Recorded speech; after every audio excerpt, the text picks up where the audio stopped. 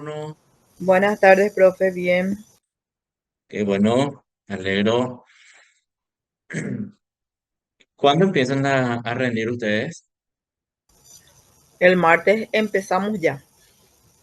Ajá, El 2. esto, el 2. Esto va a llevar un tiempito. Pregunto por lo del trabajo práctico que ya se tiene que habilitar también, porque terminan las parciales pues y nosotros tenemos que presentar también la planilla, ¿verdad? Obviamente. Entonces, ahí como que ya tiene que estar todo, las dos parciales y el trabajo práctico que les habilita para la final, ¿verdad? Entonces, por eso. La asistencia Pero también parece que va a ir, profe. la asistencia sí creo que va también ya ahí.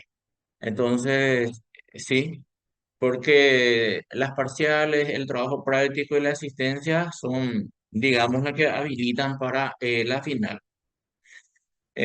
No creo que haya problema de asistencia, pero independientemente de eso, como que estoy más pendiente del trabajo práctico, ¿verdad? Pero como ya hemos hablado tanto también de eso, hemos visto ejemplos, ustedes ya saben cómo se va a presentar el trabajo, entonces está también por ahí el que ustedes sepan hacer. ¿Mm? O sea que saber el concepto de cada uno de los bloqueos, en qué consiste, ¿verdad? La fase también, y lo que ya dijimos muchísimas veces, es identificar desde qué mecanismo neurótico o qué bloqueo está utilizando la persona, qué mecanismo neurótico está utilizando al estar relatando el caso. Eso es lo que se pide en el trabajo práctico. Y va a estar habilitado. ¿Cuándo termina la parcial? El lunes 28 terminamos nosotros. Ok, nosotros tenemos creo que el 17 nuestra parcial, si mal no recuerdo. Sí, profe. Eh, El 17. Así mismo. Entonces, sí, o sí, voy a habilitar el trabajo y va a estar hasta el 31 de octubre habilitado el trabajo, entonces tienen tiempo Perdón, suficiente profe, una ¿hasta vez qué que fecha dijiste? 31 de octubre. Ok. Entonces, creo que van a tener 3 horas, algo así, para hacer el trabajo, que es lo que le habilita el cuestionario, ¿verdad? O sea que ya saben todos ustedes cómo se maneja eso, ¿verdad? Ustedes abren. Eh, no es que van a abrir, cerrar, volver a abrir, eso no se puede hacer. Entonces, si van a tener materiales a mano, tengan todo ya y abren el cuestionario. Pero como les digo, ahora son casos, relatos. Hay creo que una o dos preguntas que apuntaría, digamos, al conocimiento así teórico, por así decirlo. Y el resto son todo relatos cortos. Y entonces el 31 se cierra eso. Una vez que se cierre, ustedes ya van a saber todo su puntaje. En el hipotético caso de que alguien tenga problema para que podamos solucionar antes de que a mí me fijan la planilla. Eso también. Entonces, eh, esta vuelta sí zafamos con los compañeros que no pudieron rendir, porque justamente la planilla no salía y como que daba tiempo, ¿verdad? Entonces, sí, los compañeros zafaron en ese sentido de dar la primera parcial, pero para esto ya hay planilla, entonces se nos va a exigir más, no sé cómo viene a la mano, seguro que ya tenemos nueva coordinadora. ¿Ustedes qué saben al respecto?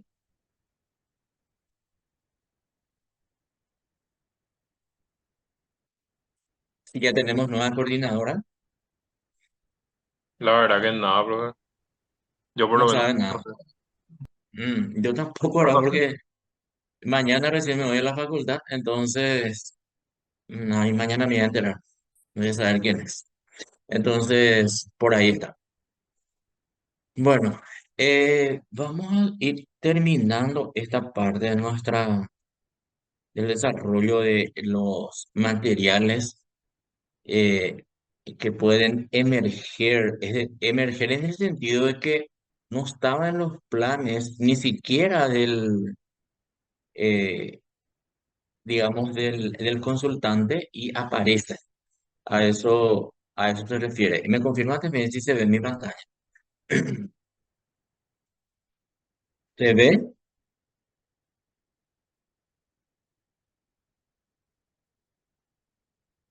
Sí, profe. Ok. Bueno, entonces resentimiento ya lo habíamos desarrollado. Digamos, uno de los temas. eh, no tengo una investigación para decirle 80% sale en las sesiones, ¿verdad? Pero como ya sabemos por definición, es una fijación displacentera y que generalmente aparece en una sesión. Entonces, todo lo que pueda aparecer, odio, rencor, ansiedad o estado depresivo, disgusto, todos los malestares emocionales que pueda aparecer en una sesión son los materiales emergentes que, como les dije, que ni siquiera el consultante pensaba que iba a salir, pero gracias a la interacción que tiene con el terapeuta, entonces sale. Por eso que es importante saber hacer las preguntas y para preguntar ya sabemos también que tenemos que escuchar. Escuchamos con los oídos y con los ojos. Entonces, de eso que nos está diciendo y de cómo nos está diciendo el consultante, salen las preguntas. Bueno, angustia también puede aparecer ante una situación. A veces en una primera sesión, como ustedes ya conocen mi fichita, ¿verdad? Voy completando y me doy cuenta que está un poco ansiosa la persona y me dice, es la primera vez, no sé de qué voy a hablar. Entonces, varias veces me han dicho, ¿verdad? Pregúntame nomás vos. Yo te voy a ir contestando lo que vos me preguntes. Entonces vamos a preguntar un poco qué tal la semana, qué tal. Rompe hielo, en síntesis, ¿verdad? Eso es lo que yo suelo hacer. En un primer momento, estando ansioso, yo no le voy a estar preguntando cosas y que ni siquiera sé, ¿verdad? Tampoco le voy a decir como que, ¿cuál sería el motivo de consulta? Le voy a decir, por ejemplo, en otras palabras, la misma cosa. ¿En qué estabas pensando, por ejemplo, cuando hiciste la cita? Para que baje un poco su nivel de ansiedad. Y ahí se va a acordar de cuál fue el elemento o la situación disparadora para que consulte con un psicólogo. Pero ya sabemos que eso puede cambiar. El motivo de consulta puede cambiar. Si yo le pregunto taxativamente el motivo de consulta, me puede decir, pero a la larga de la conversación o de la sesión, eso puede cambiar. Entonces, por eso no es muy rígida la entrevista. Al contrario, ¿verdad? No es estructurada. La angustia es una fantasía catastrófica que salta del presente al futuro. Entonces, esto por definición es importante manejarlo. Es decir, voy a estar angustiado si es que no estoy en el presente. Si yo pienso en el mañana nomás. O sea, que mañana qué va a pasar, de qué barro, este fin de semana, tengo esto, tengo aquello, pero hoy es jueves. Faltan todavía 2 días. Y una de las cosas más difíciles de vivir y que es importante que nosotros terapeutas empecemos a practicar es el famoso un día a la vez. No se puede hacer dos cosas al mismo tiempo, pero esta fantasía catastrófica apunta de que me va a salir mal. Eso es lo que estoy pensando, por eso es catastrófico. Si el nivel de angustia es elevada, entonces la persona está atorada. Entonces, si está atorada a nivel de angustia, entonces estamos ya frente a una capa de la neurosis que es el atolladero.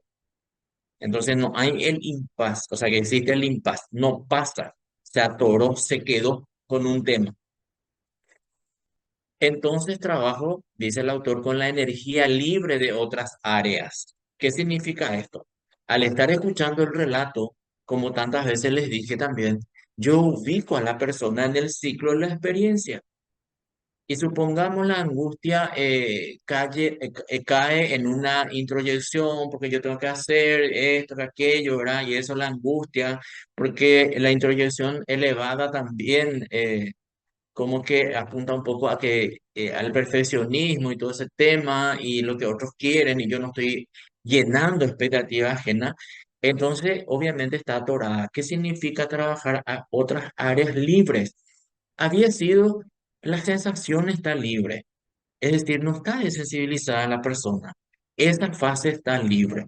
Por lo tanto, puedo hacer de repente un pequeño ejercicio, digo pequeño porque es la primera sesión, de respiración nomás, porque sí está libre la sensación y va a hacer contacto consigo mismo, va a bajar su nivel de ansiedad, el cerebro se resetea y empezamos a conversar de lo que realmente le está afectando. Entonces, toda esa forma de manejo ya uno lo va aprendiendo a través de la lectura y también de la experiencia, porque la psicoterapia, más allá de ser un tratamiento psicoterapéutico científico, también es un arte, porque les va a pasar a ustedes, como me pasó a mí también, escucho un relato y no sé qué hacer. ¿Qué hago con esta persona? Entonces, ahí es donde yo puedo decir, bueno, le puedo hacer el que ustedes van a estudiar con la TCC, le puedo hacer el casting, hacer una anamnesis, preguntarle, llenarle preguntas. Puedo hacer eso para liberarme de mi angustia. Porque al final yo lo que estoy angustiado porque no sé qué hacer con esta persona y más con lo que, obviamente, con lo escuchado. Entonces, yo necesito bajar mi nivel de ansiedad en ese caso. ¿Qué sucede en los primeros tiempos de práctica? Después uno ya va teniendo más experiencia, ya está más seguro de sí mismo y como le digo, te sentás, me siento, te escucho. Parto de la suposición, dice Salama, de que no toda ella está angustiada. Por eso se habla de que sí hay casos en donde la persona está bloqueada, las 8 fases están bloqueadas. Es decir, presenta 8 mecanismos neuróticos. Hay casos que se dan así. Esto significa que la persona está completamente atorada. La energía psíquica está atorada. No va a haber fluidez, que es la última etapa del proceso psicoterapéutico según Rogers. Tema de examen, ¿verdad? El humanismo. Entonces, la persona está completamente atorada si aparece esto.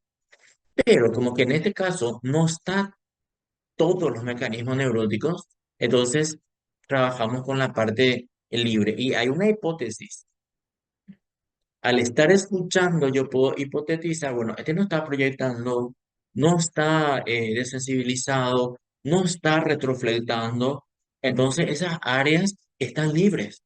No hay mecanismo neurótico, no está utilizando esos mecanismos neuróticos. Por eso me doy cuenta o me puedo darme cuenta de que no está completamente atorada ni toda ella no, es la angustia con patas. El aquí y el ahora es fundamental para anclar. Es importante esto. O sea, que como les dije, el sábado tengo un viaje de, qué sé yo, pesado, y ya estoy pensando en eso, pero hoy es jueves y volvemos otra vez a lo mismo. Qué importante es enfocarse en lo que corresponde hacer ahora. Eso es sumamente importante. La invito a que me cuente sus antecedentes sobre el tema. Si es que trae un tema que le está produciendo ansiedad, entonces a eso se llama rastreo, ¿verdad? ¿Cómo fue? ¿Desde qué momento? ¿Hace cuánto tiempo más o menos que estás así? Todo eso es un rastreo. Y también se puede preguntar si la persona puede identificar el origen. Eso también se puede preguntar. Y puede decir, no, es que me pasó esto. Entonces hay un evento que, digamos, es- ocasionó el que tenga angustia a la persona. Luego le sugiero que recuerde escenas donde se sentía segura y con poder. Acá hay una fantasía guiada muy interesante que se puede utilizar y es a través de la imaginación acompañada de la respiración y la relajación. Le llevamos y le sugerimos a la persona que imaginariamente pueda hacer un viaje en un lugar donde ya sea conocido o no. Si es que nos da, creo que nosotros ya hicimos este ejercicio, ¿verdad? ¿O no era con ustedes? Si me hacen recordar, por favor. ¿Cuál era, profe? ¿Mm? El ¿Cuál ejercicio ejercicio? de el ejercicio de fantasía guiada, nosotros no hicimos todavía acá. No, yo no sé, profe, así con ese nombre no recuerdo. Y por ejemplo, respirar y imaginariamente irse a un lugar que te Ah, sea sí, sí, sí, cómodo. profe, sí, sí, sí. Ese se hizo creo Bueno, que la semana pasada. y eso se puede hacer en este caso, porque no es un ejercicio invasivo, no va a traer cosas fuertes, sino que sencillamente lo que queremos es que como la persona tiene esa seguridad en este momento bloqueada, por así decirlo, pueda sentir de que sí tiene esa capacidad, ese potencial de sentirse segura la persona. Por más de que dice ahí poder, no se olviden que nosotros no le empoderamos a la persona. Este poder lo tiene adentro. Lo que va a hacer es descubrir en terapia. No, es que yo le voy a empoderar a la persona o nosotros, uno de nosotros. Eso no.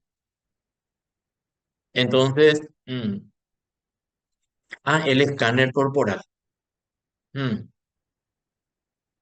ok, Creo que, entiendo. creo que la fantasía ya Eh, habíamos hecho en consejería, pero medio mal, no sé. No, es difícil. hicimos la clase el jueves antepasado. Para mí, ¿qué hicimos? Para mí, ¿qué? Tengo entendido que hicimos un recorrido corporal, empezando por la cabeza, bajando, subiendo otra vez y terminando, creo Sí, que en algo el de ese corazón. era, profe. Sí, sí, sí, ese era. Pero ese es diferente a lo que ahora estoy diciendo, ahora que puede servir para ese ejercicio de recorrido corporal, sirve mucho para la sensibilización, para que yo pueda sentir mi cuerpo. En cambio, acá, lo que estamos queriendo es que la persona se sienta segura. Entonces, esa seguridad y ese poder que dice la teoría tiene la persona. Solo que en este momento de la consulta, hablando del tema, es que está bloqueada, no puede. Entonces, por ahí le podemos ayudar también con un ejercicio de imaginería y como que la sensación, esa fase de la sensación está desbloqueada, por lo tanto puede sentir y puede hacer el ejercicio. Yo también tengo que de alguna manera calibrar al consultante y no hacerle un ejercicio que no pueda hacer. La vez pasada, por ejemplo, bueno, hace un mes más o menos, hice la silla vacía con los estudiantes de la privada. Y como hay muchas personas que profesan una religión, entonces me dice, a mí no me va a funcionar, a mí no me va a funcionar. La mayoría me dijeron, los que profesan la religión, de que no le va a funcionar. Porque asocian, en primer lugar, asocian de que van a hablar con un muerto o cómo voy a hablar con un objeto si la persona ya se fue, cómo voy a hablar. Nosotros, la técnica de la silla vacía tiene que ver con asimilar lo proyectado nomás. Es una técnica integrativa. Entonces, no es que yo voy a hablar con un muerto. Si tengo un duelo que no resolví con mi mamá, por ejemplo, mi terapeuta me hizo la silla vacía con mi mamá. Y no es que yo estoy hablando con ella, actúo como ella, nada más. Pero al fin y al cabo, yo nomás otra vez estoy hablando. Pero tiene esa capacidad de poder cerrar ese asunto. Esa sí es una técnica fuerte que no se recomienda en una segunda, tercera sesión. La cuarta más o menos se tendría que hacer porque sí es fuerte. No es como esto que estamos mencionando ahora, que son ejercicios así livianos, por así decirlo, más sencillo. Una vez que la persona está anclada, es decir, se ubica en el tiempo presente, le sugiero que imagine la posible solución a su problema. ¿Cuál sería o cómo podría solucionarse eso? Entonces, ¿a dónde estamos apuntando? A la creatividad que pueda tener la persona para que pueda barajar las posibilidades que tiene, si es que las tiene. Entonces, al mismo tiempo, pone ese problema sobre una almohada y a la persona de pie frente a dicho elemento. Por eso que en Gestal, cuando estamos haciendo este tipo de trabajo, apuntamos un poco también a lo que es, no me acuerdo de esa terapia que usa el teatro. Em, Psicodrama. Perdón. Psicodrama. Psicodrama. Estamos psicodramatizando acá. Estamos actuando, no es que estamos sentados, estamos sentados nomás frente a frente. Hay una movilización, los dos no podemos parar, etcétera, etcétera. Y es importante tener el almohadoncito por ahí, porque de repente cuando se va a trabajar, por ejemplo, la agresión, o sea, la persona está muy arriba, es decir, está como que agresiva, quiere pegar o a sí mismo a otra persona, entonces la almohada sirve como objeto neutral para que pueda hacer eso ahí. Acá ya está, hago una pequeña dramatización y facilito al yo a que enfrente con nuevos recursos la situación. Dramatizamos un poco la situación. El problema de la almohada, el almohadón. ¿Cuáles serían algunas posibilidades de solucionar el problema? Por más de que nosotros por ahí a escuchar el problema y podemos suponer, bueno, por la solución a este problema, esto. Te sugiero que haga esto. Eso no se da desde este modelo. No hay sugerencia, no hay ese de apurar la resolución de la situación, es decir, apurar el darse cuenta acá. No, eso no se hace, ¿verdad? La técnica, esto es tan importante que lo pueden practicar también ustedes. La técnica de escalada y acorralamiento que consiste en hacer preguntas es la que utilizo para trabajar la fantasía catastrófica. Piensen un poco ustedes en una situación de repente complicada para ustedes y pueden hacer el ejercicio acá juntos a leer. Piensen en esa situación y te pregunto, ¿qué es lo peor que pudiera pasarte si ocurriera lo que estás temiendo? Y va a decir la persona. O vos me vas a decir, ¿qué es lo peor? Imagínate que ya pasó lo peor, lo que temiste. Ahora, ¿qué es lo peor que pudiera pasarte? Y va bajando el nivel de ansiedad, porque lo peor que se imaginó ya pasó. Y así voy repitiendo mi afirmación con una nueva pregunta. Supongamos, ¿cómo para qué la gente se pone tan nerviosa a la hora de defender la tesis? Si tienen ustedes en mente esa situación, fantaseen un poco. ¿Qué es lo peor que te puede pasar defendiendo tu tesis? Sacar uno no, porque cuando uno llega a la mesa examinadora, el uno no te puede aplazar. Entonces, ¿qué es lo peor que te pudiera pasar? Entonces, ¿para qué Equivocarte o me ponía? olvidarte de lo que vas a poner. Que te pongan un 4. Ah, esa es el temor de la mayoría, que te pongan un 4 porque la expectativa es, el introyecto es, tengo que sacar un 5. ¿Mm? Entonces, que te pongan un 4 que te olvides, eh,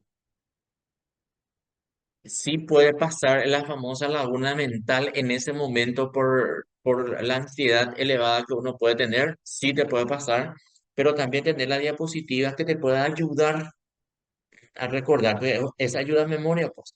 Entonces la diapositiva ahí sí sirve y te puede ayudar, por supuesto. Bueno, la depresión neurótica es la depresión exógena, es decir, una depresión producida por una situación que aconteció a nivel ambiental. Es decir, no es porque yo tenga un tumor, no, es porque, qué sé yo, se fue, murió un ser querido, una separación, etcétera, etcétera. Entonces, a eso se refiere. Esto, por ejemplo, mm, a esto, estoy deprimido porque nadie me hace caso. ¿Quién es nadie? Si me llega a decir esto, le voy a preguntar quién es nadie. Entonces la depresión está basada en que alguien no le está haciendo caso. Por eso estamos hablando de afuera. Rastreo de su historia y que aclare la figura. Por eso nosotros creo que leímos en los primeros días de Gestalt las leyes de la percepción. Y ¿se acuerdan cuando miramos los tiburones? Yo sé que ustedes no veían, veían la pareja en la botella nomás.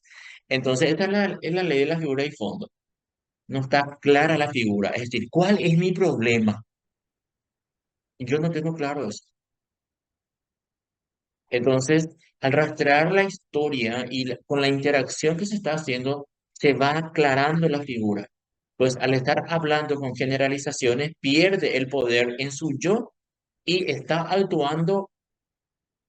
¿Quién está actuando acá? ¿Quién generaliza? ¿Se acuerdan de ese cuadro sinóptico? ¿Quién generaliza?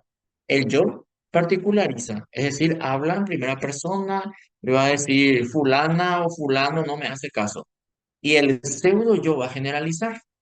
Entonces acá yo ya sé que se está manejando, obviamente, desde el pseudo yo. Y encima de eso, fíjense en dónde radica su bienestar, por así decirlo.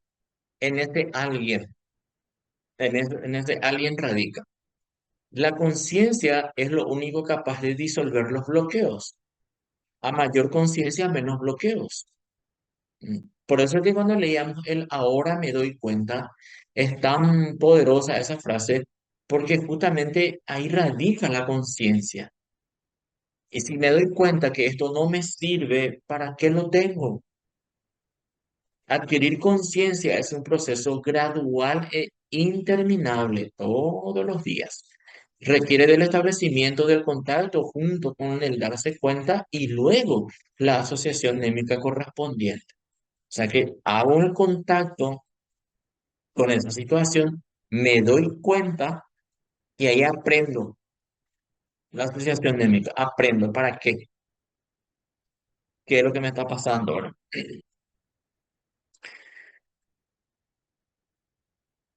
Ahora lo más común que estoy encontrando en los casos que estoy manejando es esto, culpas. Sentimiento de culpa, me siento culpable porque no me fui, porque me fui, porque vine, porque no vine, etcétera, etcétera. El sentimiento de culpa puede aparecer de dos maneras. En primer lugar, como resultado de resentimientos no expresados hacia figuras significativas. ¿Cómo le voy a odiar a mi mamá? ¿Cómo le voy a odiar a mi papá, a mi hermano o a otro ser querido? Entonces, este odiar o tener resentimiento hacia figuras significativas genera sentimiento de culpa porque me enseñaron que hay que amar a los padres, a los hermanos, etcétera, etcétera. Pero yo teniendo resentimiento. Entonces, eso me hace sentir como que una mala persona y soy culpable de eso. En este caso, se hace el caldeamiento en específico que tiene que ver con una cuestión de, todavía no se toca específicamente el tema, en zona interna. Zona interna es zona de fantasía, zona de sentir. Luego se busca la figura en donde está la culpa. Eso hay que ubicar en dónde está la culpa, hacia la que se guarda resentimiento, es decir, la persona. Y después se hace trabajo representacional con silla, si es que se da la oportunidad de utilizar la silla o si no, se sigue el método de los 10 pasos que acabamos de ver, porque estamos acá hablando de resentimiento. Pero al trabajar el resentimiento y resolverlo, también estamos trabajando la culpa. Y por el otro lado, la culpa también puede aparecer cuando la persona altera sus códigos de valores, pero sus códigos, dicen, no es los códigos, sino mis códigos. Y cada persona tenemos nuestro código de valores. Entonces, cuando yo altero mi código de valor, sí, me siento culpable. Se busca la motivación que la persona tuvo para alterar su código de valores con la pregunta ¿para qué lo hiciste? Pero no se olviden de que depende del consultante la pregunta. No le voy a hacer, esto sonaría muy fuerte a una persona que se está sintiendo culpable y me está relatando su sentimiento de culpa y yo le digo ¿para qué lo hiciste? Entonces tengo que ver la forma de suavizar. Como por ejemplo, en ese momento consideraste que eso era la única alternativa que tenías, a ver un poco las posibilidades que tienes, para no decir exactamente para qué lo hiciste. Luego se buscan los introyectos, porque si hay introyectos yo no tenía que haber hecho y ahora lo hice, ¿m? O las identificaciones proyectivas para trabajar la confluencia. Acá ya se ven tres mecanismos. ¿Y por qué me obligaron? ¿Y por qué todos lo hacen? ¿Y por qué en mi trabajo es así? Eso es proyección. Y al hacer lo que todo el grupo hace es confluencia. Pero ¿qué es lo que me está acá taladrando? Mis introyectos. Pues yo no tenía que haber hecho eso. Y lo hice. Cuando la culpa se expresa hacia afuera es agresión. Y cuando no se expresa puede convertirse en depresión. Entonces, la agresión no solamente es física. Ya todos sabemos eso. Puede ser verbal. eh, Esta omisión de auxilio, una manera también de ser agresivo. Todo ese tema puede estar apareciendo o puede estar viviendo la persona. Y no entiende. Cómo es que le pasa esto, cómo es que se siente así y todo eso. Por eso viene a la consulta y se le va a facilitar la aclaración de la figura. Miedos, el miedo siempre aparece hacia una situación concreta, mientras que la angustia es una fantasía catastrófica. Entonces, miedo a la tormenta, miedo a los perros. No sé si ustedes escuchan el ladrido, ¿verdad? Pero mi vecino tiene varios perros y están ladrando todo ahora. Entonces, esos son situaciones concretas. El perro existe, la tormenta puede venir, etcétera, etcétera. El miedo lo trabajamos desde la fantasía, imaginando a la situación como si fuera real. Otra vez utilizamos la imaginación acá, rastrear desde cuándo y cómo apareció. Entonces, es importante esto, desde cuándo, si hubo alguna situación.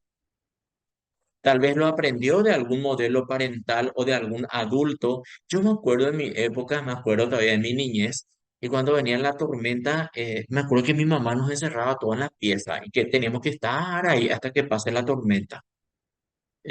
Nada de estar saliendo afuera y eso ahora. Entonces, el miedo de ella, obviamente, proyecta en nosotros y en mí, y yo introyecto eso y empiezo a tener miedo a la tormenta. O sea que ya asocio. Tormenta, encerrarme porque ahí supuestamente tengo seguridad.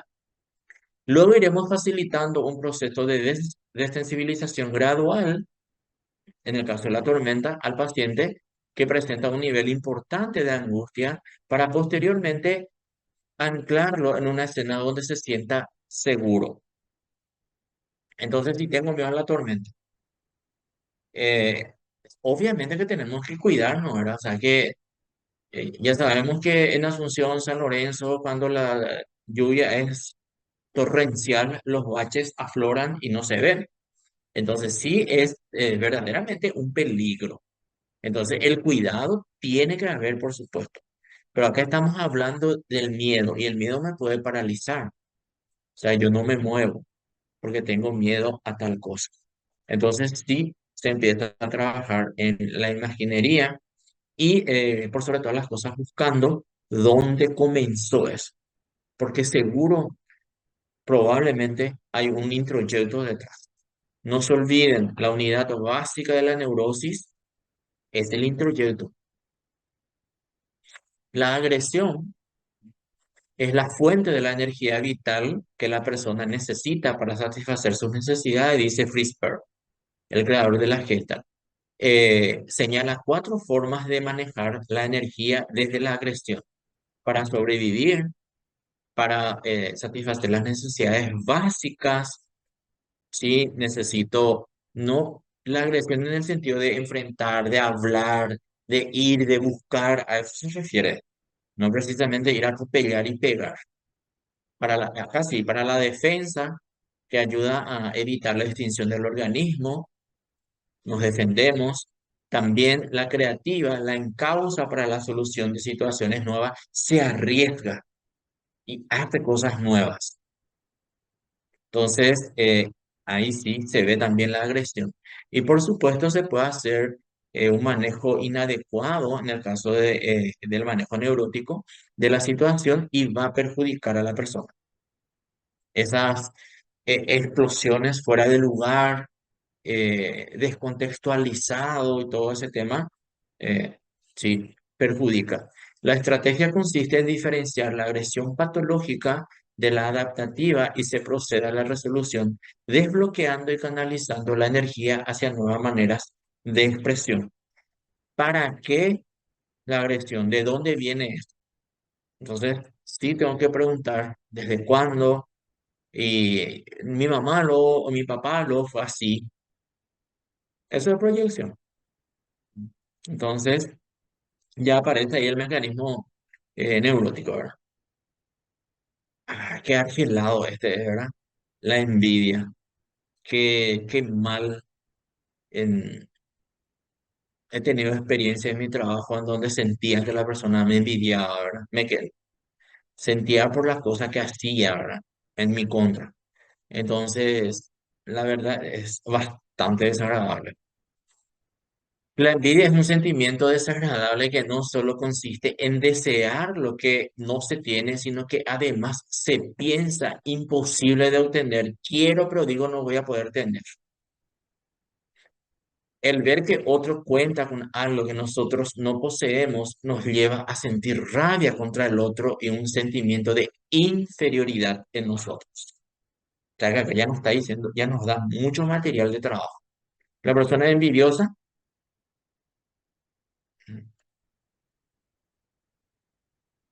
ah, ¿cómo sería eso, Mauro?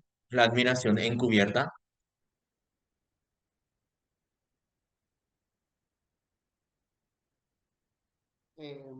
No, y básicamente eso, profe, que como que como te estuvo pasando a vos o como le pasase a cualquiera, que la otra persona busca estar en contra tuya o se enoja contigo porque en realidad, como dice tus textos justamente, desea lo que no tienen. O sea, te admira pero está enojado porque no puede tener o ser lo que vos sos.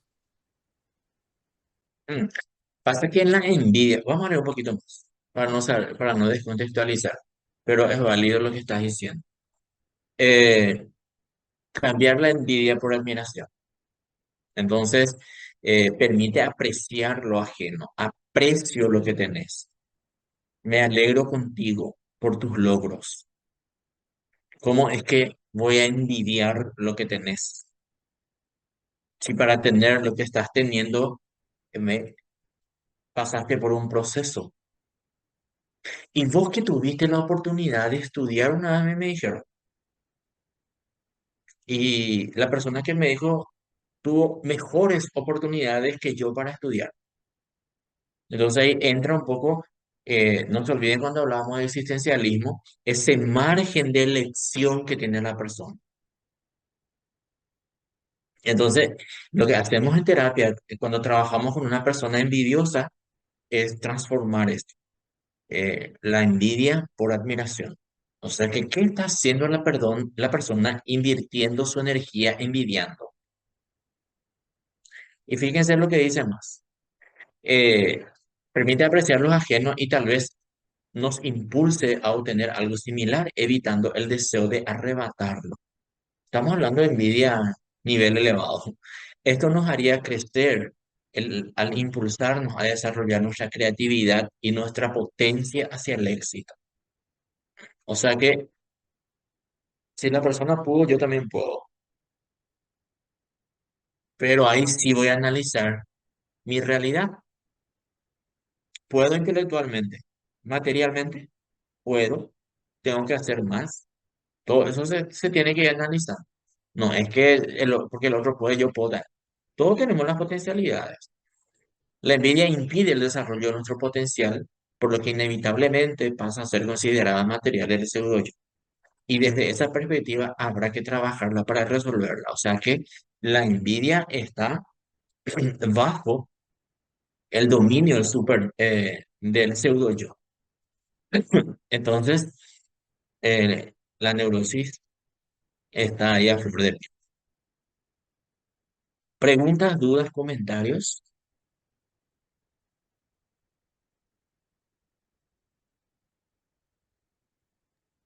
Está demasiado No, claro todavía, profe. mentira. Esa última parte no entendí. ¿Cómo se trabaja lo de la envidia? Se tiene que transformar la envidia en admiración.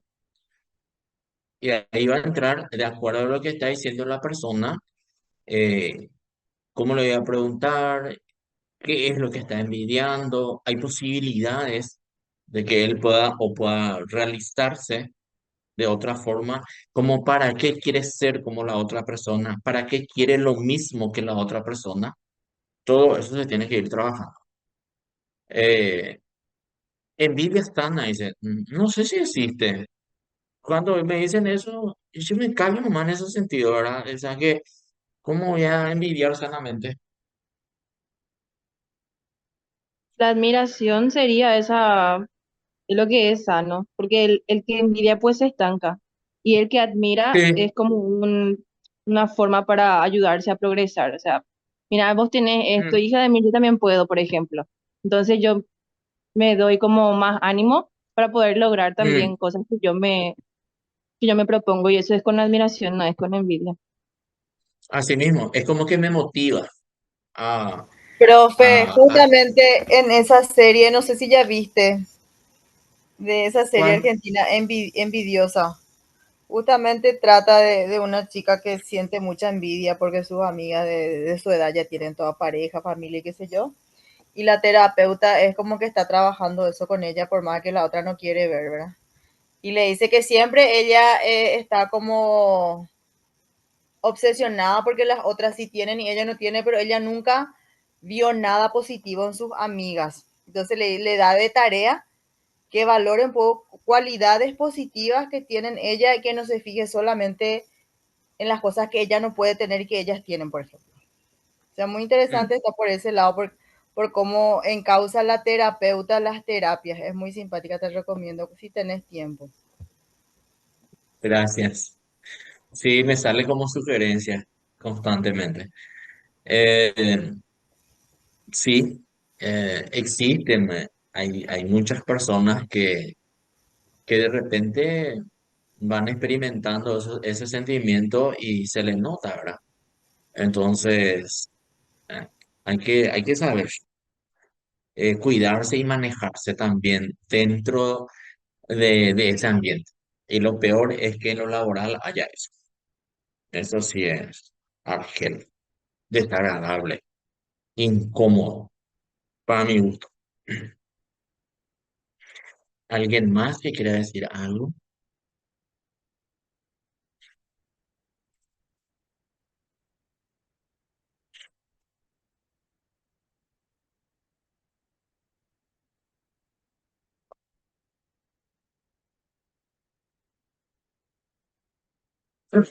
Bueno,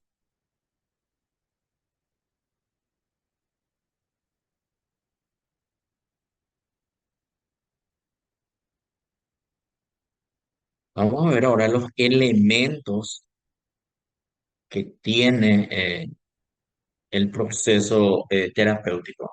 Cuando hablamos de proceso, de hecho la psicoterapia es un proceso. Esto significa que consta de varias sesiones. No, no está hablando de una sesión nomás. Por eso, eh, una sesión, una sola sesión, qué sé yo, no es estar en proceso. Empiezo yo un proceso psicoterapéutico que puede durar, o sea, que tiene que tener varias sesiones. Eh, En cuanto a eso, es lo que acabamos de decir, el proceso es todo aquello que sucede dentro del conjunto de sesiones que se necesitan para que un paciente haga cambios convenientes a su yo y a su entorno. Acá no hay que olvidarse de que yo no voy a cambiar a otra persona. No, yo sí puedo cambiar, pero no voy a cambiar a otra persona. Pero al estar haciendo los cambios en mí, mi entorno también va a cambiar. Es interesantísimo eso. Aceptación por parte del paciente de que algo anda mal en él y desea cambiar. Por eso la psicoterapia, yo le suelo decir a la gente que me escribe y dice, quiero reservar turno para mi hermano, para mi marido, para mi novio, para mi novia. ¿No es acaso persona adulta? Y mi curiosidad es, ¿por qué no me escribe la persona? Entonces ya le pregunto, ¿la persona quiere venir? ¿Quiere hacer terapia? ¿Quiere consultar por esto? Puede ser en el nivel de ideas, emociones o actitudes. Esto se llama conciencia de enfermedad o conciencia de incomodidad. No precisamente enfermedad, sino que hay una incomodidad, algo me molesta. Y capaz en un primer momento no sepa qué es lo que me molesta. Y en el análisis va a salir. Pero sí el paciente tiene que tener ese deseo de cambiar. Si no, no existe el cambio. Acuérdense que nosotros facilitamos nomás. El que va a elegir cambiar es la persona. Justamente necesita la necesidad de que un experto le facilite el cambio hacia el bienestar. Solamente somos facilitadores. Ese solamente no es peyorativo. Ya, al contrario, ¿verdad? Cuesta ser un facilitador. Estudiamos, leemos, practicamos. No, es de la noche a la mañana esto. Aceptación del encuentro inicial con el experto y que haya confianza por parte de ambos. No, es que el consultante no más tiene que confiar en mí. Yo también tengo que tener cierta confianza en la persona. Y eso lo voy a ver a través de su compromiso que tiene con su proceso. Llega ahora, cumple consigo mismo. Una vez me dijo un paciente, vengo para cumplir contigo. Qué lástima, le dije. No se olviden de que hay pacientes que creen que al venir a la sesión nos está haciendo un favor y no es así el tema. Entonces, no es conmigo que tiene que cumplir, de quién es el proceso que está haciendo. Todo eso es importante trabajarlo.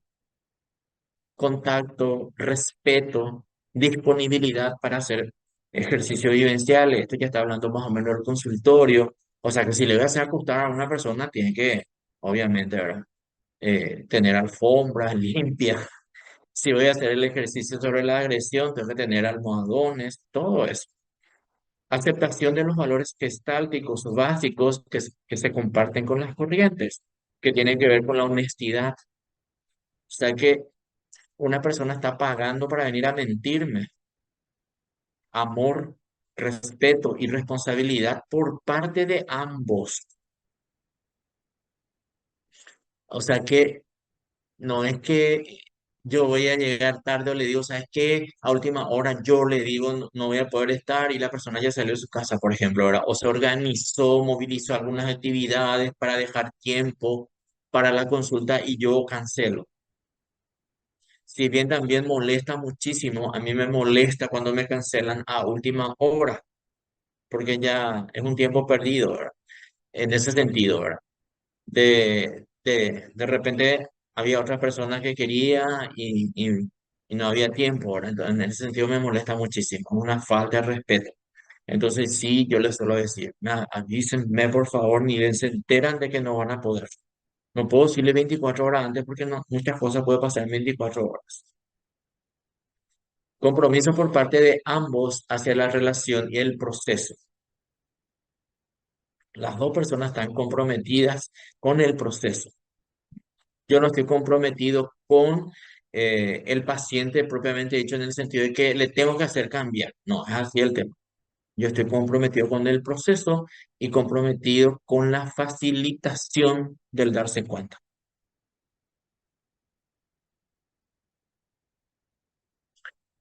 Sí, y se cobra por adelantado también. Entonces no viniste y perdiste. En cuanto a la entrevista inicial, se puede hacer como el rastreo, como ya hablamos, ¿verdad? Con un paciente adulto, en este caso, consiste en hacerle una serie de preguntas sobre su estado actual. Pues, ahí, las preguntas que solemos hacer, si quiero indagar más sobre su familia, hacer una ficha, lo puedo hacer también. No, no hay ningún problema en eso. Saber si nos sentimos cómodos o no, a gusto para iniciar una relación terapéutica. Si no me siento cómodo, si no me siento a gusto con esta persona, entonces tengo que derivar lastimosamente, ¿verdad? saber cuál es su necesidad al pedir una consulta de terapia y darnos cuenta si podremos trabajar con el futuro paciente de acuerdo a la historia que presenta y a sus expectativas. Haceme una nueva persona, me dijo un consultante una vez. ¿Cómo sería eso? Le digo, porque muy fantasioso, ¿no? ¿Cómo sería hacerte una nueva persona? Y que piense diferente, que actúe de otra forma, que cambie mi actitud. ¿Qué pensamiento, qué actitudes querés cambiar? Entonces, ahí ya empezamos con el análisis. Saber cómo el futuro paciente desea afrontar su desafío actual, porque lo que yo quiero es esto y esto es. ¿Y es posible hacer lo que quiere el paciente?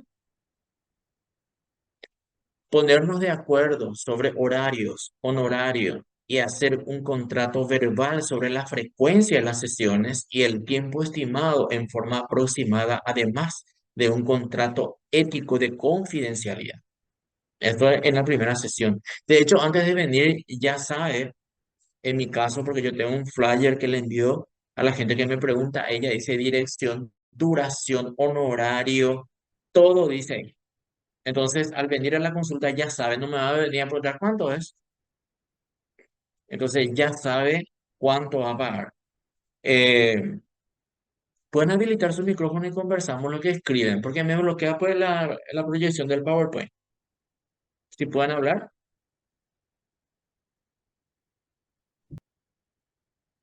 Profe, nada más te escribí para decirte que me conecté desde otra cuenta ahora mismo, Ok, porque estaba bueno, me quedé sin batería, entonces tuve que conectarme a mi cuenta que está en mi notebook. ok. Sin Dale. problema. Podés escuchar y ver, ¿verdad? Sin Sí, problema. tranqui, tranqui. Ok. Entonces, todo esto, estas informaciones, sí, obviamente le tenemos que dar. Y esto se pregunta todo por adelantado. Honorarios, horarios y la duración, la dirección, la ubicación, todo eso piden ahora. En que tiene que ser así, ¿verdad? Bueno, en la entrevista de primera vez en terapia gestal, no es necesario obtener datos o información previa al encuentro con el paciente. Eh, Bueno, si las fuentes que lo refieren brindan tales datos, los aceptamos, pero sin intentar armarlos en una imagen o modelo conceptual del paciente ni llegar a un diagnóstico tentativo. Le quiero sacar un turno para mi hijo, tiene 22 años, él tiene esto, aquello, y yo no sé lo que le pasa, tiene esa autoestima baja, se siente inseguro, me está diciendo eso. Eso es datos, información previa al encuentro con el paciente. No puedo evitar eso. Si me escribo, me hace un audio y ya me está contando todo. No voy a evitar eso. Pero sí puedo evitar el no armarme de acuerdo a lo que me dijo la persona, hacer un diagnóstico tentativo o de repente encasillar a la persona. Este tiene su autoestima baja y ni vienen y yo ya me quedo con eso. Eso no tiene que pasar. Tengo que escuchar a las personas, no lo que me dijo el que hizo la cita. Obtener datos, información previa al encuentro con el paciente podría perjudicar o predisponer la naturaleza del primer contacto con el mismo y quizás conducir a la restricción de las percepciones que se tenga de él y el ajuste de su persona dentro de una forma preconcebida. Es decir, va a minar mi capacidad de percepción si es que yo hago caso a esto, porque ya le voy a tener dentro de una forma. Tiene problema de autoestima, este tiene sentimiento de inferioridad porque así me dijo. Entonces yo ya me quedé con eso. Y puedo encontrar otras cosas en la terapia y que yo ya no me doy cuenta porque ya restringió mi capacidad de percepción. Y no vamos a poder evitar que la persona diga eso. Eso también es importante tener en cuenta. La persona que escribe o llama porque la otra persona no puede o no sé qué, ¿verdad? Sí cuenta, pero no tiene que minar esa capacidad objetiva que tenemos. Los primeros contactos con la persona que solicita terapia no están dedicados a obtener determinados datos o una historia del caso. Si bien vamos a trabajar el pasado, por supuesto que sí, pero en un primer momento No voy a estar ya con una ficha. Vos sos el segundo hijo, que tu papá, naciste por cesárea, parto natural, todo ese tema. Como una anamnesis ya en un primer momento. Va a salir temas del pasado.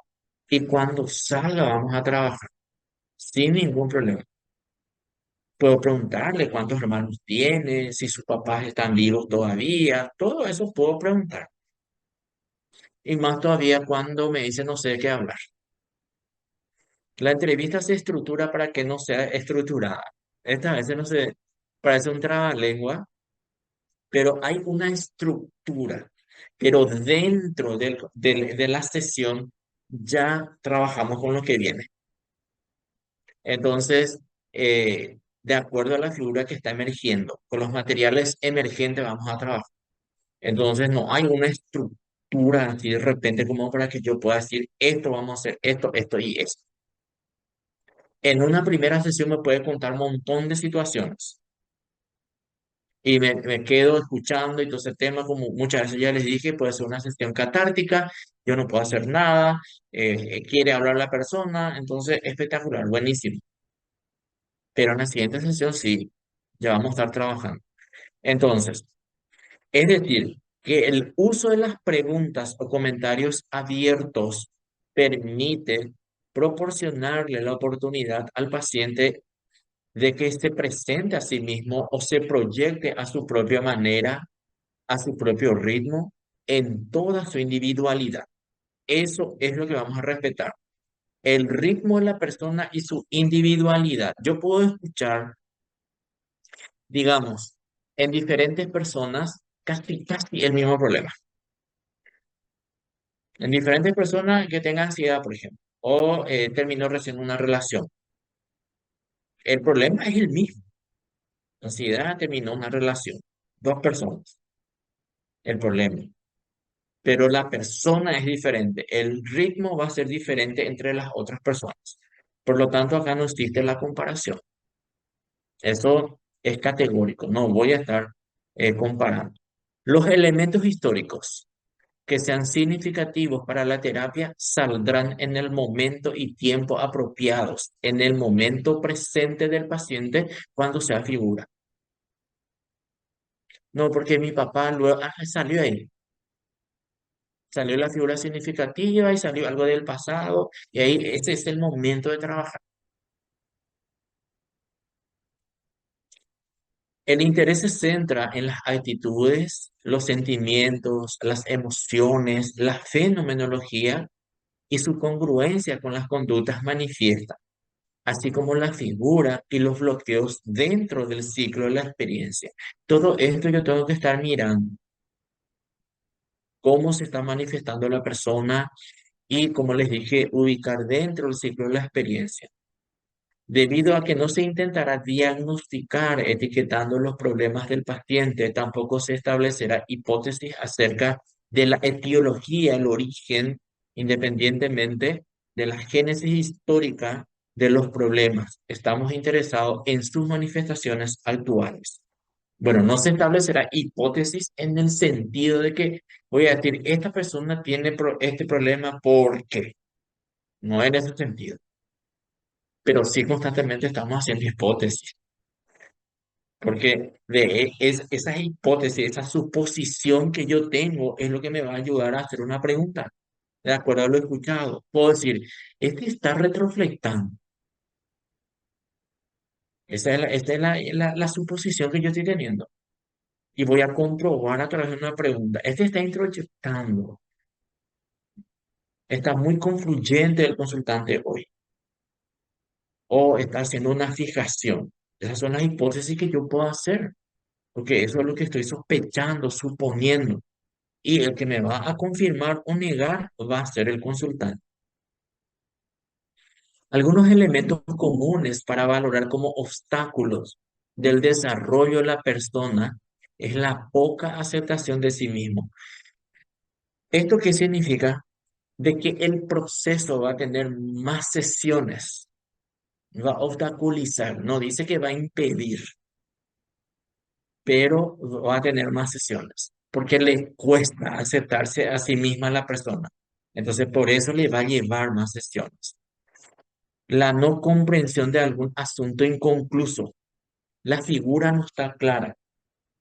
El asunto inconcluso es algo que yo tengo pendiente, estoy haciendo una confluencia con esa situación, estoy haciendo una fijación también y por ende postergo la resolución de esa situación.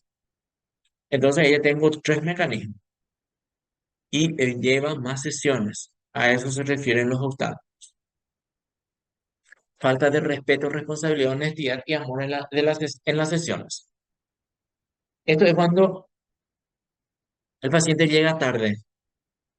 Disculpame porque llegué 15 minutos tarde. Muchísimas veces ya me pasó esto, de que el paciente dice, estoy en camino, llego 15 minutos tarde.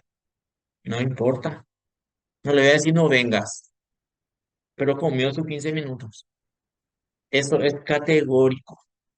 No es que va a tocar la hora de la otra persona, ni mi hora de descanso, por así decirlo. No es así el tema. Llegó tarde, punto. Y le enseñamos así fenomenológicamente. Ni siquiera le digo yo. Una vez lo que me dijo, hoy terminamos más temprano, me dice así, como reclamando. Y le dije yo, no, no terminamos más temprano. Empezamos más tarde nomás. Por eso te pareció corta la sesión, ¿verdad?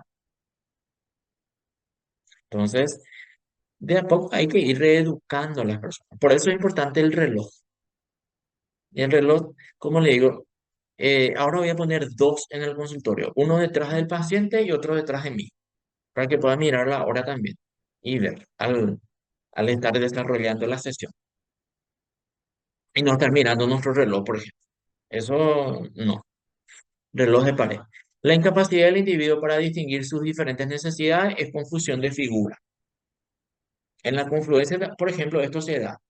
Yo no sé si la necesidad que siento supuestamente es mía o es de otra persona. Por eso digo, tenemos que hacer, nosotros queremos, ¿quién?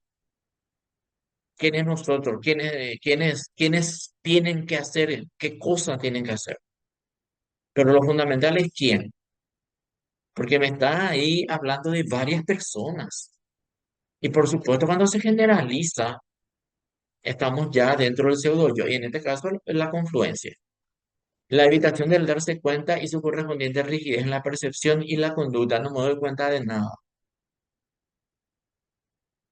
Le cuesta. Acá dice evita, ¿verdad? Pero hay personas que de verdad le cuesta, no se da cuenta. Y vuelvo a repetir, esto significa de que el proceso va a ser más largo que una persona que sí hace su darse cuenta y que sí tiene esa fluidez. La incapacidad para encontrar luego y mantener el balance adecuado entre él mismo y el resto del mundo, que es la característica de la neurosis. La persona no tiene esa capacidad. Entonces, esto también puede obstaculizar el proceso. Va a hacer que sea más largo el proceso. Preguntas, dudas, comentarios.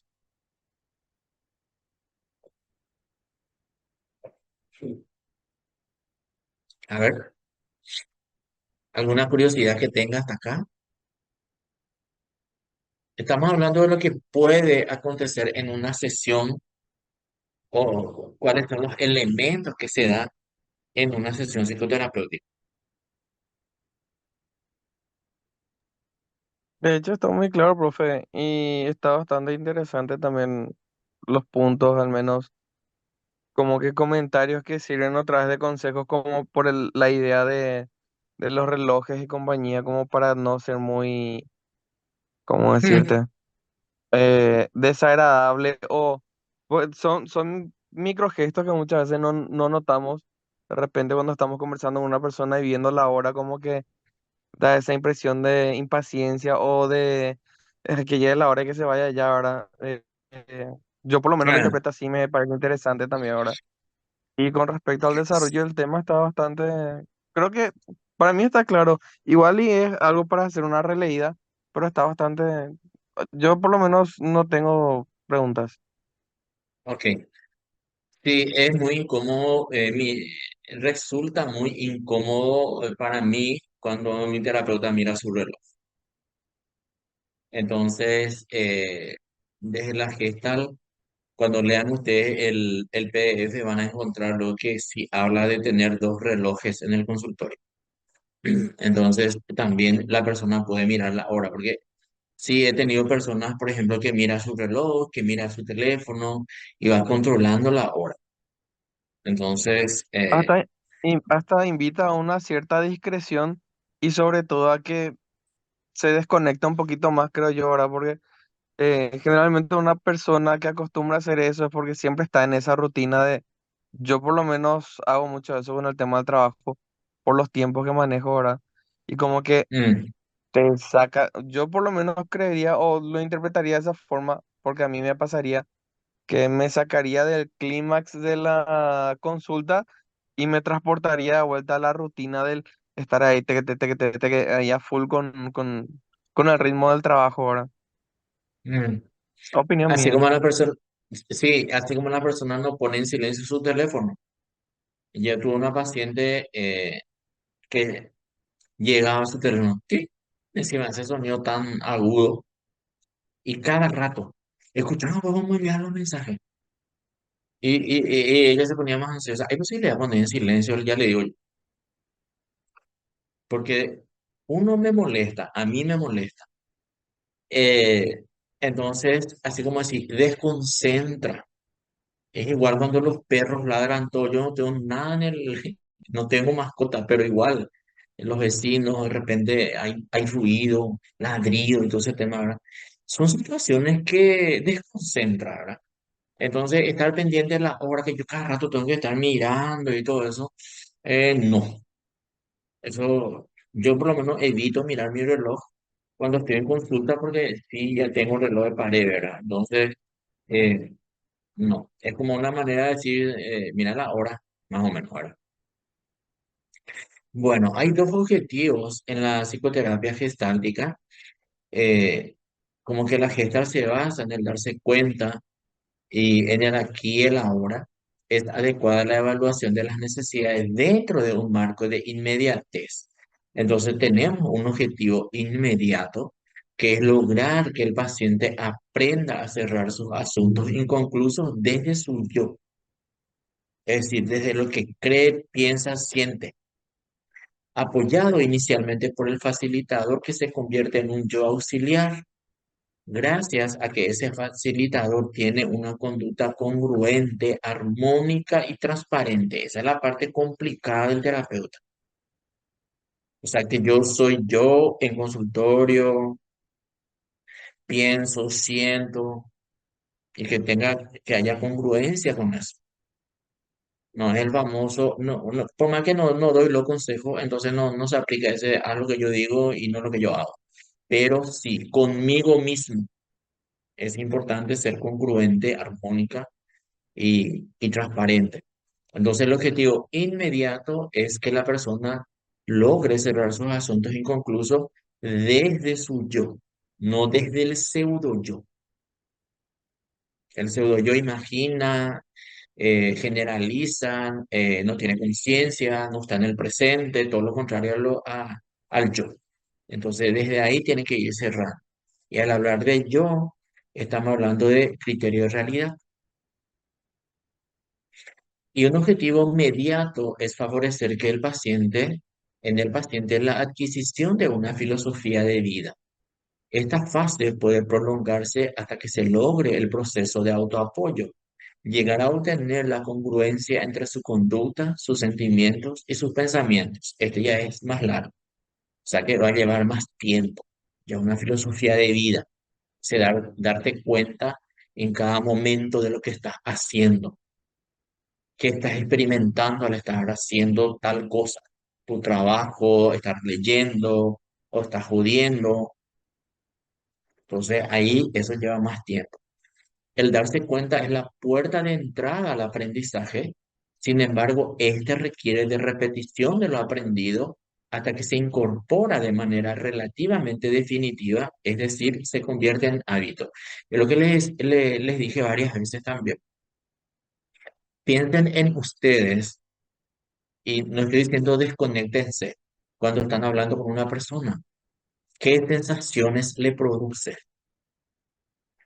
Eso es empezar a practicar el darse cuenta. Estoy hablando con alguien, pero también estoy en contacto conmigo y me doy cuenta de las sensaciones que me produce esta persona. Eso no quiere decir que voy a estar así tipo volado, no sé cómo decirlo, ¿verdad? Y no escucho lo que me dice la otra persona. Estoy atendiendo, estoy escuchando, pero a la par también estoy atendiendo lo que estoy sintiendo, que es lo que sucede en la consulta. El motivo de consulta, la persona adulta que viene a terapia lo hace con un motivo determinado. Este motivo puede ser parecido o ser diferente de la verdadera razón que lo trae. Es lo que dijimos también, de repente cambia. En la mayoría de los casos cambia. No es lo que te dijo por teléfono, no es lo que dijo el primer día y todo ese tema. Vengo porque en un ratito cambia. En general, el motivo de consulta tiene su historia, la cual puede venir acompañada de síntomas somáticos. Cuando aparecen síntomas somáticos, ¿qué mecanismo está usando? Retrospección. Retroflexión. Y de repercusiones familiares o de trastorno, tanto intra, es decir, se siente mal consigo misma la persona, como también con otras personas. Entonces, todo esto puede estar aconteciendo. Básicamente, el individuo tiene en sí las respuestas a sus problemas. Quien sabe más de su problema es la persona, el consultante. Nadie conoce más que del paciente que el paciente mismo. Solo que sus bloqueos le impiden tener la claridad para descubrirlos a pesar de conocerlos. Volvemos a lo que decía Roger. Mi experiencia es más fidedigna que mi intelecto. Yo conozco mi problema, pero ¿qué hago al respecto? Nada. No, yo me conozco eso.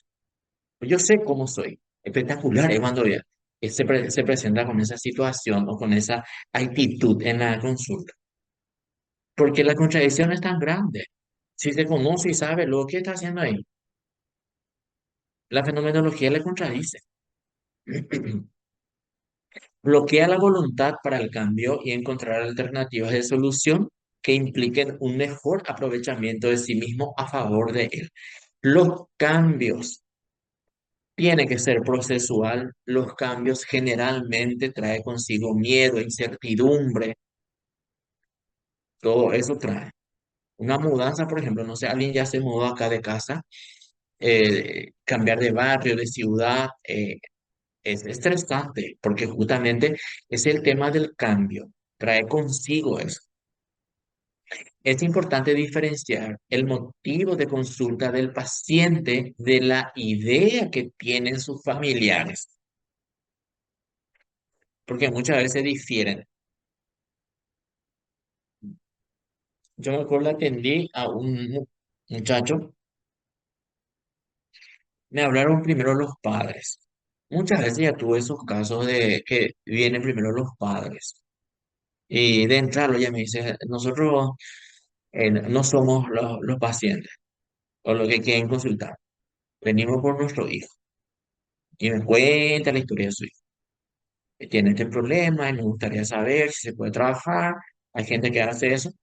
Y viene el muchacho y me habla de otra cosa. Completamente diferente a lo que sus padres decían.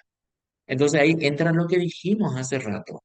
Si yo me voy a quedar con lo que me dijo los padres, me dijeron los padres, entonces le voy a encasillar. No, pero tu papá me dijo eso, tu mamá me dijo esto.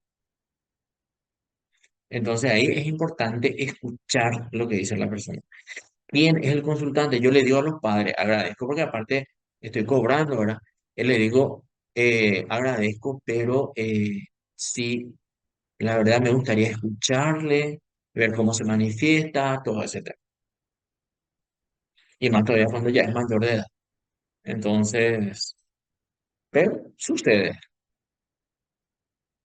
El desafío actual y la emergencia de la necesidad es la situación que desencadenante del problema que lleva a un individuo a pedir terapia. Ya no puedo más. ¿Qué pasó para que puedas decir eso? ¿Cuál es la gota que colmó el vaso? Significa que las defensas adquiridas durante su vida ya no le sirven y esto desencuadró su esquema de funcionamiento en el presente. Entonces, la emergencia, la necesidad de estar bien, lo que le motiva a pedir ayuda y buscar solución a su problema. Entonces, aparece una situación desencadenante y se siente desarmado, no sabe cómo actuar, no sabe qué hacer, le desubica. Muchas veces ya les habrá pasado también a ustedes, así como me pasa a mí también. Entonces, eh, ese es el momento en donde pide ayuda para entender lo que está pasando, para estructurarse otra vez, para ubicar cosas, personas, situaciones en su lugar. El material, que dijimos muchísimas veces, el material de trabajo trae el paciente. Todo lo que involucre la comunicación verbal y no verbal, el material puede ser traído por este o emerger durante la sesión. Generalmente alude a situaciones no resueltas y que emergen con el fin de resolverse. Puede ser, como dijimos, una molestia, una incomodidad, pero ¿qué es lo que le molesta? ¿Qué es lo que le incomoda? Y eso vamos a analizar. Ese va a ser el material de trabajo. Y de acuerdo a lo que me manifiesta, vuelvo a repetir, voy a hacer las preguntas. Hay varios tipos de figuras que puede ser lo que leímos acá, lo que emergió. Generalmente alude a situaciones no resueltas y que emergen como figura con el fin de resolverse. Emerge sobre un fondo. Tiene muchos problemas, pero ¿cuál es más importante? ¿O cuál quiere resolver primero? Ese va a ser figura. Entonces, por eso hay varios tipos de figuras que pueden emerger en el material del paciente.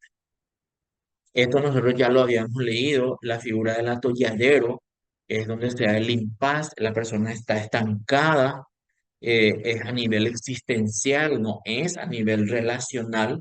Por eso también es importante tener en mente las capas de la neurosis que se puede dar a nivel relacional, como sí o señales que yo tengo problemas en mi relacionamiento, y a nivel existencial, como en el caso del atolladero. Entonces, es cuando la persona presenta dos fuerzas de sentido opuesto y de parecida intensidad y se siente atorada en la toma de decisión. Fíjense, por ejemplo, el atolladero también puede ser positivo. Que te salgan dos trabajos al mismo tiempo y vas a elegir uno de los dos. Eso es un atolladero también. Vas a estudiar todo, horario, honorario, todo eso vas a estudiar. Pero es un atolladero positivo y tiene la misma intensidad. Entonces, pues, es lo que emerge en las consultas generalmente son negativos y me dificulta el fluir. Es mi mamá, pero la odio. Es mi papá, pero le tengo rencor. Hacemos un atolladero bastante fuerte. La figura del compartir, cuando la persona comienza la sesión compartiendo algún logro o recuerdo agradable, todo positivo. Y varias veces nosotros dijimos, nadie viene a pagar una consulta para contar que está feliz, que está todo bien, 10 puntos mejorando. Puede empezar así.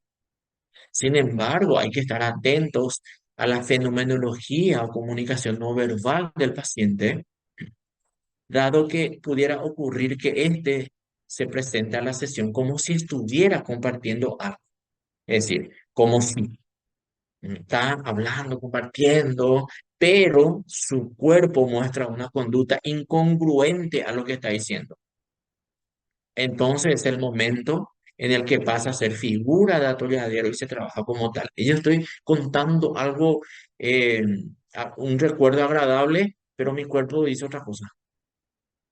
Lo estoy demostrando de otra manera. La forma como lo estoy contando no es agradable. Entonces, hay una contradicción. La figura de la no figura es cuando la persona señala que no trae ningún material. No sé de qué voy a hablar hoy. En ese caso, permanecer en silencio. Esta es la parte más, digamos, densa de una sesión. Al comienzo, cuando estamos empezando a ejercer. El permanecer en silencio hasta que emerja alguna figura. A veces hay silencio, como lo habrán leído en consejería, y es porque la persona está haciendo como una sinapsis psicológica. Están haciendo algunas conexiones, está entendiendo, se está dando cuenta.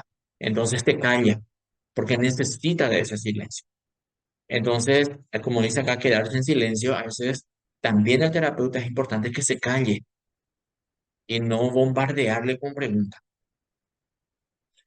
Pero para eso, por supuesto, ya estamos afinados, ya estamos, ya hay cierta experiencia, entonces sí puedo sobrellevar un silencio y que no me genera mi ansiedad.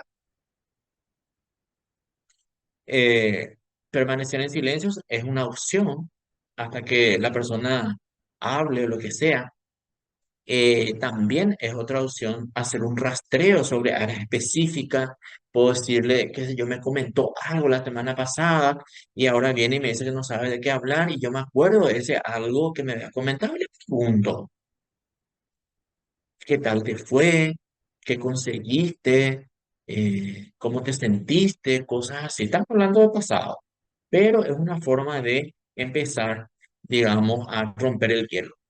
Es lo que dice abajo, ¿verdad? Compartir lo que hizo la semana pasada.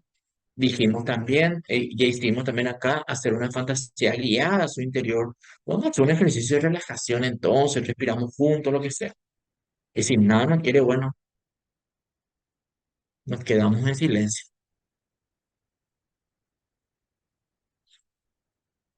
Como su nombre lo está indicando, la multifigura ocurre cuando el paciente presenta dos o más figuras de parecida intensidad, no necesariamente opuestas, no es atolladero. En este caso, el terapeuta puede sugerir que elija para trabajar una figura a la vez. Es decir, tiene problema o se siente incómodo respecto a su pareja, respecto a sus padres, respecto a su trabajo, respecto a la facultad, y ya van cuatro ahí, cuatro situaciones que está contando en donde se siente incómoda a la persona. Entonces escuchamos y vamos a utilizar el resumen. Entendí por lo que escuché que te incomoda esto, esto, esto, esto. Es el resumen. Sí me va a decir por qué. Es lo que está pasando, ¿verdad? ¿Con cuál te gustaría que empecemos a trabajar? Y ahí elige la persona. Y como no se olviden de que somos holísticos, es decir, somos un entero. Entonces, si yo trabajo uno de los problemas, va a tocar al otro. O sea que va a movilizar. Entonces, no hay que desesperarse cuando el paciente dice, menciona cinco, seis situaciones, se trabaja uno y así como un engranaje también se va movilizando lo otro. El material simbólico también puede ser dado a través de sueños, fantasías, recuerdos de situaciones pasadas y aún por comunicación no verbal. Es decir, soñó tal cosa, acá no se interpretan los sueños, pero sí lo vamos a escuchar con mucho cuidado, con mucho respeto, mejor dicho. También puede fantasear, puede recordar situaciones pasadas y no hay problema en eso. ¿Cómo es que está recordando situaciones pasadas? Entonces, eh, llega a formarse como un material simbólico, se está convirtiendo en una figura en ese momento. Por algo y para Se te va algo, el audio, profe. eh, ¿eh? Se fue un poquito el audio, creo. ¿Mm? A vos nomás, compañero, al profe se le escuchó bien. Ah, dale, Ah, gracias. gracias. Yo pensé que me quedé mudo. Bueno, eh, La figura elaborada, esto es interesantísimo realmente, porque a veces la persona viene y dice, hoy quiero hablar de esto. Y no hace falta decir ese hoy quiero, pero la persona lo dice, ¿verdad? Es aquella que el paciente trae a la sesión para trabajarla, a pesar de que estuvo pensando, maquinando, lucubrando, qué es eso, sobre ella tiempo atrás. Implica que aún no la ha resuelto y que aún sigue teniendo una ganancia secundaria que le permite continuar confrontar, evitando confrontar y resolver su verdadera necesidad y repetir su patrón neurótico conocido. O sea que la persona no está convencida todavía de enfrentarlo, de resolver, porque tiene una ganancia secundaria. Entonces piensa en una situación para trabajar en una sesión, pero sí o sí va a aparecer una figura ahí. Por más que diga, hoy quiero trabajar esto, bueno, trabajemos lo que querés trabajar, obviamente, ¿verdad? Yo no le voy a decir no, por supuesto, ¿verdad? Entonces, sí o sí va a aparecer después algo. Y esto el paciente lo hace para traer algo a la sesión, inventa. Y no perder tiempo en buscar o evitar la angustia de no tener algún tema de conversación. Entonces inventa. Generalmente puede manejarse lo que aporte, ya que después de todo es una proyección y le pertenece. Entonces, como no tengo nada que decir, entonces voy a inventar. Sucede, sí sucede. Me está mintiendo. No, no tiene que hablar y está inventando.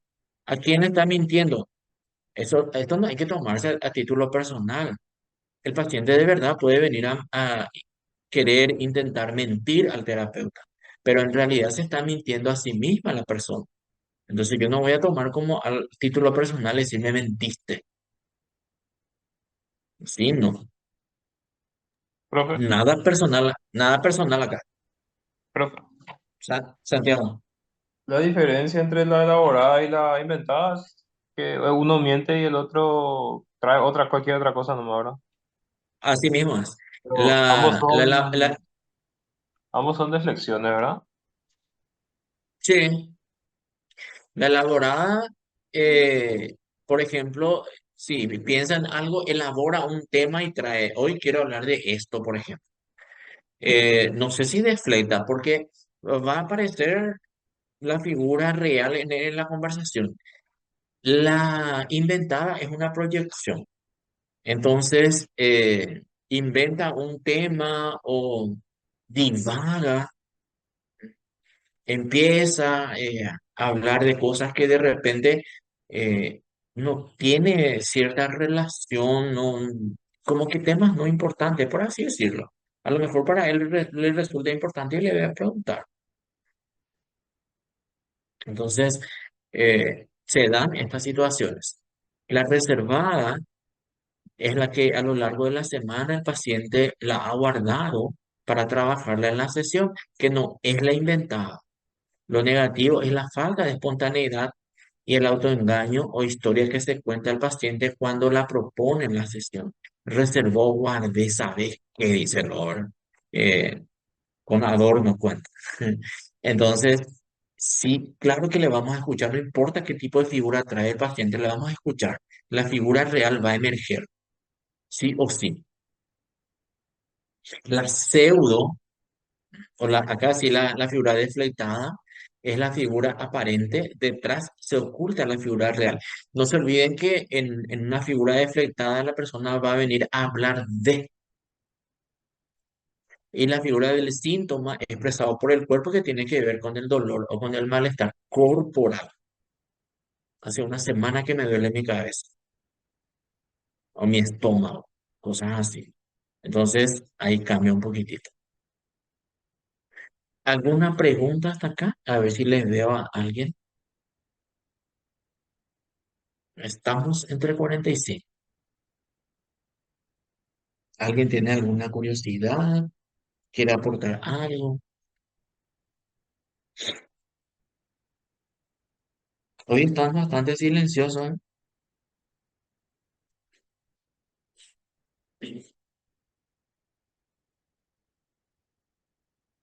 Y eso que apenas tuvimos el primer examen parcial. Apenas. Eh, a ver,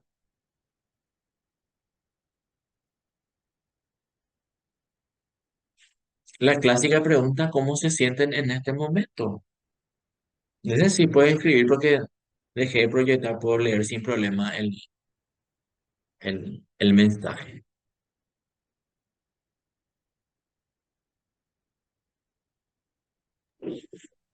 Hace frío Profe, como para hablar. Ah, ¿en serio hace frío? profe, ¿me escuchas? Profe, Berenice te habla. No te escucho, Berenice. Te escucho todo entrecortado apenas. Ah, gripada. Profe, Ah, profe, eh, sí, estoy manejando probablemente por eso. En una parte dijiste que la figura representaba algo y la forma otra cuando el paciente cuenta, pero justo esa parte tuve una interferencia en la señal y no logré escuchar y no sé si es posible que pueda repetir otra vez esa parte, por favor. ¿la figura con qué me dijiste, Berenice? ¿La figura? La figura representaba algo eh, cuando el paciente decía algo, pero no entendí esa parte, profe. Cuando La está en la figura es... sesión. Ah, creo que en el atolladero hablamos de eso, ¿verdad? De que me está contando una cosa supuestamente bien, me está contando algo bueno, pero su cuerpo presenta otra, de otra forma. Supongamos que se pone así, ¿verdad? Y me dice, la verdad que esta semana me fue todo espectacular, estuve muy contento, eh, muy bien, en mi trabajo todo bien. Y la forma como me cuenta, Ah, ya. entonces, Entiendo, ahí, profe. ok, ahí se traiciona, por así decirlo, se boicotea. A ver un poco, Arami, Gracias, profe. de nada. Arami está engripada, tiene frío. Oh, muy bien, excelente eso, ¿eh? ¿Cuál es la figura acá? Tiene frío, está engripada, doble figura.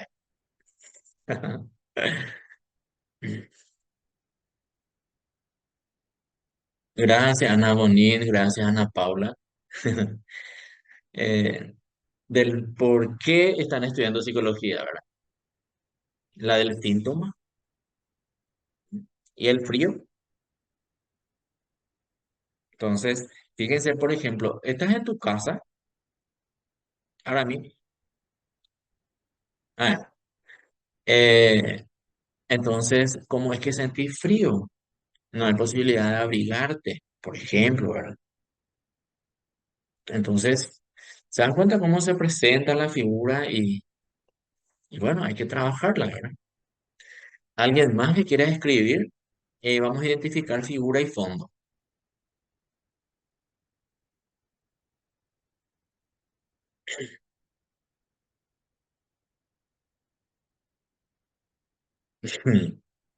Ya la tinta que envidia, tapada y tomando chocolatada. A ver, ¿cómo te sentís en este momento? ¿Cómo responderías a esa pregunta?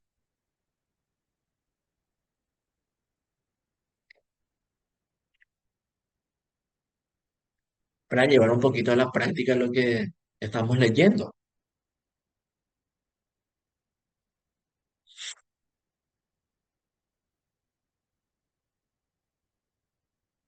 Mm, Agotada, con la gripe, ni qué decirlo. Alguien más que pueda escribir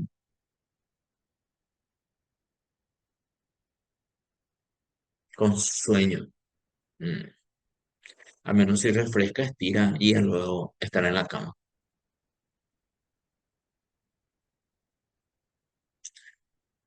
A ver un poco, ese me da sueño todo el tiempo, a pesar de que duerma mucho.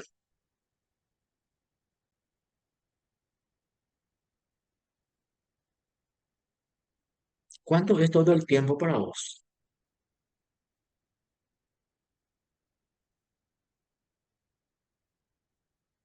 Santiago, vos deflectaste, hablaste de tu compañero, compañera en vez de hablar de vos. Ya dijo que tiene fiebre. Entonces cuando dice todo el tiempo tengo sueño, ¿cuándo es todo el tiempo? Mañana, tarde, noche, no hay ningún tiempo en el que no tenga sueño.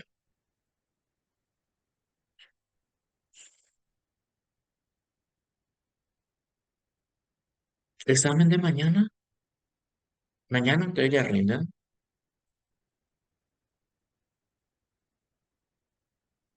Mañana rendimos Mm, paradigma. ok, entonces vamos a vernos por el pasillo de mañana. Yo tengo examen con el quinto. Ah, por las mañanas me cuesta despertar y se fue el mensaje. Y a la tarde siempre me estira la siesta. Espectacular eso. Qué gusto, ¿no? Despertarse tarde y tener la oportunidad de hacer la siesta también. ¿Alguien más que quiera decir algo? Pero hoy todo es virtual, ¿verdad? También la materia que viene después de esta.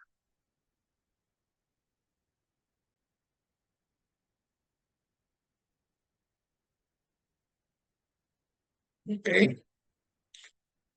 Santiago, ¿cómo te sentís en este momento?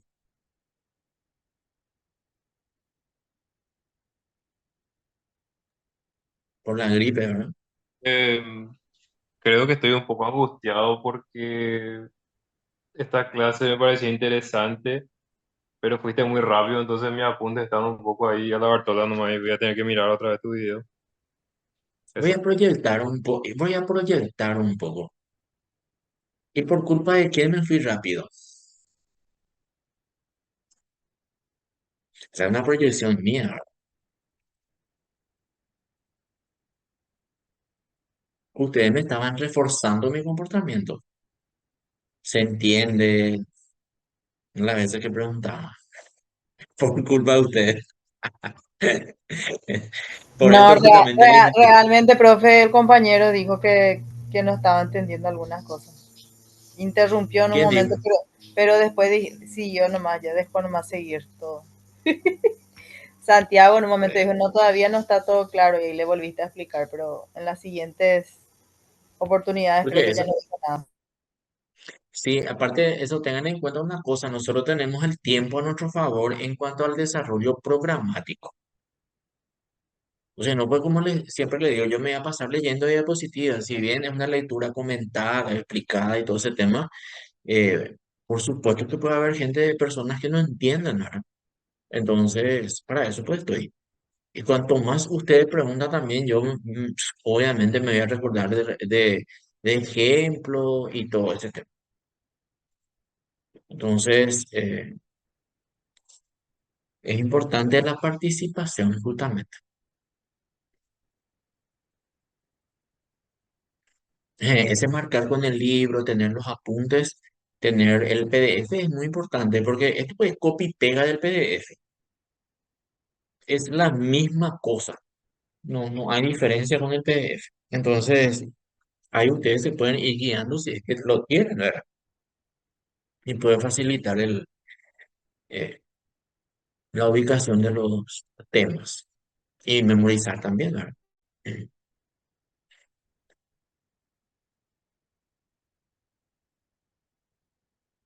Sí, algunos están marcados porque es copia del libro, que ya está todo marcado, está subrayado, todo eso ya tiene, ¿verdad? Algunas partes no tienen, pero muchos tienen ya eso. Entonces, eh, facilita un poco, ¿verdad? Bueno,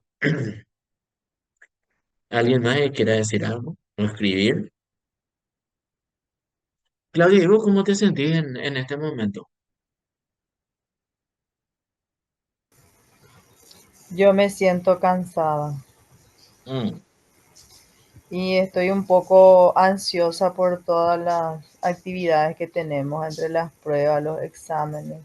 Este tema de los mecanismos neurológicos que parece que entiendo y después otra vez no me es tan claro, entonces me genera un poco de ansiedad eso que dijiste que ya está el trabajo práctico también como para hacer, ¿verdad? Entonces Si bien vamos a tener los materiales a mano, no es igual como cuando uno tiene la certeza de que sabe que va a poder.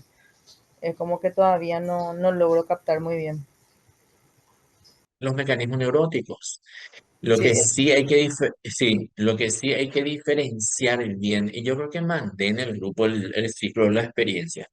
¿Cuáles son fases y cuáles son los bloqueos? Bloqueos y mecanismos neuróticos son sinónimos. Entonces, eso sí tengo que diferenciar, porque lo que yo voy a trabajar es el mecanismo neurótico. Desbloqueo el mecanismo neurótico, se libera la fase. Supongamos, qué sé yo, el contacto, ¿verdad? Hay una confluencia que es un mecanismo neurótico, entonces a través de la confluencia yo bloqueo mi contacto, contacto mal.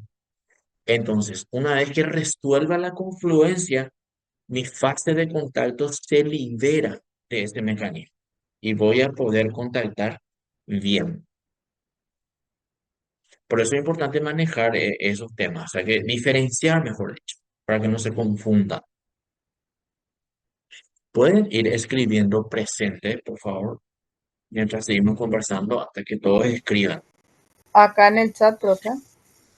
En el chat, sí, su nombre ya sale luego, si es que no hay problema en ese sentido. Eso es lo que tienen que tener en cuenta para el trabajo práctico. Como les digo ahora, se van a presentar casos y de acuerdo a eso ustedes van identificando. Y hay tiempo para hacer en el sentido de que una vez que abran el cuestionario van a tener el tiempo Profe, suficiente para por hacer. ejemplo, saldrían tipo, ponele 4 casos y cada caso va a tener seguramente que más de una fase y su bloqueo, ¿verdad? 8 casos hay. Son 8 casos. 8 casos con la intención de que aparezcan los 8 mecanismos. Ah, Entonces, para sí, como cada caso es un mecanismo. sí, no, hay mecanismos repetidos. Por eso, la práctica que hicimos la vez pasada cuando ustedes estaban escribiendo, por ejemplo, sí puede aparecer 2 mecanismos en un caso, pero ¿cuál es el mecanismo, por así decirlo, más fuerte? ¿Cuál en el eso es lo que yo identifico. Hay casos que aparecen, es muy claro que hay un solo mecanismo, ¿verdad? O cuál es el mecanismo eh, más fuerte. Está claro eso, pero yo tengo que identificar y también tengo que, obviamente, leer las opciones que estoy teniendo. Por eso selección múltiple, pues. Entonces, sí o sí hay una respuesta correcta. Y 8 casos aparecen y 2 preguntas así como que teóricas. Y ahí se completan los 10 ítems. Cada ítem vale 2 puntos y se completan los 20 puntos del trabajo práctico. Ujú. Y vamos a ir encontrando, no vamos a ir hablando del tema porque, como les digo, a fines de octubre recién se va a cerrar y estamos el 3 recién. Entonces vamos a encontrarnos todavía casi 4 veces antes de que se cierre el trabajo práctico. En lo ideal, pues que no dejen para última hora tampoco, ¿verdad? Pero es así. Profe, y el próximo jueves nosotros vamos a tener otra vez cámara, vamos a tener ya repaso, Todavía nosotros no terminamos nuestra teoría. ¿no? Ah, ¿O qué querés repasar? no sé yo, profe. Yo pensé que ya estaba todo. No sabía que había algo más. No, todavía no terminó nuestro programa.